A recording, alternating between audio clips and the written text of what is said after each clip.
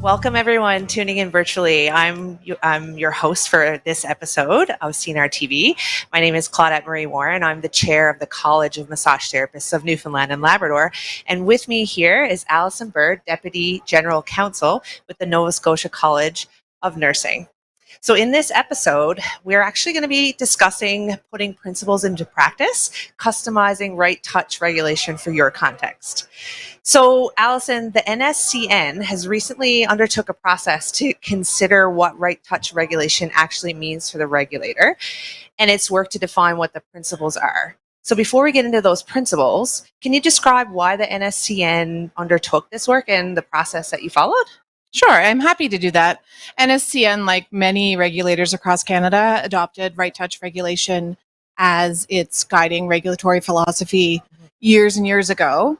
But what we were finding is that because right touch regulation is such a broad framework that is really meant to be put into practice by regulators, our staff were coming to us with questions about what does this really mean at a granular level? If I have this one file, what is proportionate here? What does it mean to have the minimum response necessary to respond to the risk? So we found that we needed to do some work to better articulate for our staff what right touch regulation means for NSCN as the regulator of the nursing profession in Nova Scotia. Okay, so you kind of, to kind of paraphrase, you kind of looked at your identity as a regulator and kind of from that identity choose how you build your core values from there. Yeah, that's exactly right. I think with regulators, we have what can be seen as very broad jurisdiction or very narrow jurisdiction, depending on how you want to look at it. So we said, who is the regulator that we want to be? What are our core values? And articulated them so we could put them in practice. Okay. So from the work that the NSCN, identified and defined, can you tell us a little bit more about the principles that you kind of got from the work that you did? Absolutely. So we have 9 regulatory guiding principles that have sort of subsections within them to get to a more granular detail that fits within the right touch regulation context. So I won't go through all of the principles, but they're on our website, and I think they're available through CNAR as well. For example, one of the ones that we have is that we're focused on client-related conduct in Nova Scotia. So if it doesn't relate to a client or it's not in Nova Scotia, we're less likely to intervene. And we're also very focused on the future risk that someone faces. So someone may have engaged in misconduct in the past, but what we really want to know is, what does that mean for patients going forward? Was it a one-off mistake that they've learned from, or is it an indicator of future past practice risk, and we tailor our interventions to that? Okay, so that sounds like a mutually beneficial way of addressing misconduct with your guiding principles. So you address some misconduct with your registrants, it best serves the public that they serve. I'm going to go there. You triage the context Absolutely. of the conduct, and then you remediate when necessary. And then if it's severe and frequent enough, then you would probably sanction.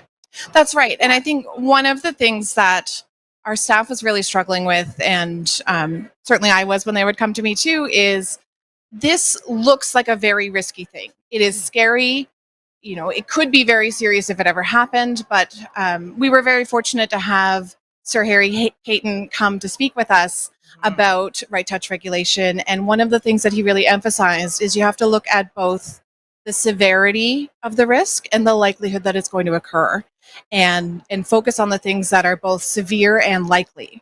So if it's a very, very remote risk of something happening, but it could be very serious, that likely justifies fewer resources than something that may be less serious, but is happening to the public more frequently.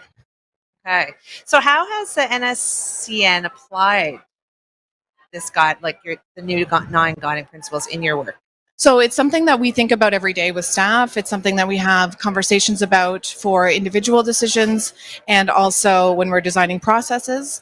And then one of the larger projects that we undertook is that we retained the regulators' practice to do what they call a regulatory impact assessment. It was specifically for our conduct process. And what we did is we looked at, we took the regulatory guiding principles, which we consider to be aspirational. It's something that we knew we don't meet yet, but that's where we want to go. And we asked them to compare those principles to what we're actually doing in our conduct process so that we could have a foundation for where we need to go in the process. It's sort of a level setting to know where we are now. Okay. And level setting to get to that bigger picture, right? Exactly. And I mean, we just had a phenomenal keynote speaker presentation from Mark Tewksbury, and he spoke about changing the way that you think. And here we are talking about the same thing, just on a regulatory level. Absolutely. Yeah. And it's something that we've really seen in our staff in changing the way that we think. When we talk about how we want to respond to an application or how we want to respond to a complaint, we're really challenging each other to say, but is that right touch? And it gives us the language to have that productive debate, to say, I know this is a way that we've always done it, but if we're really looking at these principles, how does it align? So if you can put yourself, I know you guys are East Coast, we're East Coast as well. We're a little bit smaller than you are with the College of Massage Therapists of Newfoundland and Labrador. What kind of tips would you have for a smaller regulatory body like myself that I chair to engage in this similar work with limited resources and capacity that we do have?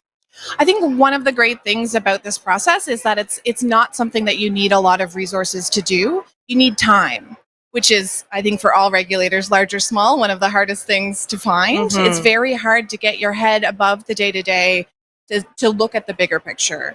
But if you can carve out even a few days and have some conversations as a staff or at a board level to say, what is the greatest risk that we see in our profession? What is the core of our mandate? What's the core of our jurisdiction? Where do we want to focus? Then you can start to build those principles, and it will actually make your day-to-day easier. Because when you get those hard questions, you have a framework to work through for it. And it allows for more consistency in your decision-making too, because it's not about the one-off file. It's about who we are and what we want to be for our public. Yeah. So to just paraphrase again, so find that focus point, build the core, and from that core, the framework will be there for you to use. And again, it's about taking the time to make that chance to think about what it is and settle in. Absolutely. And we were fortunate to have the regulators practice run some facilitated conversations among our decision-making staff to get there. But I think you can do that as a regulator at any level, just to really have the conversations about who are we and what do we want to be. Even if we're not there today, looking at the future, where do we want to be? And then you can build the roadmap to get there. Okay. So we're getting ready to wrap up here.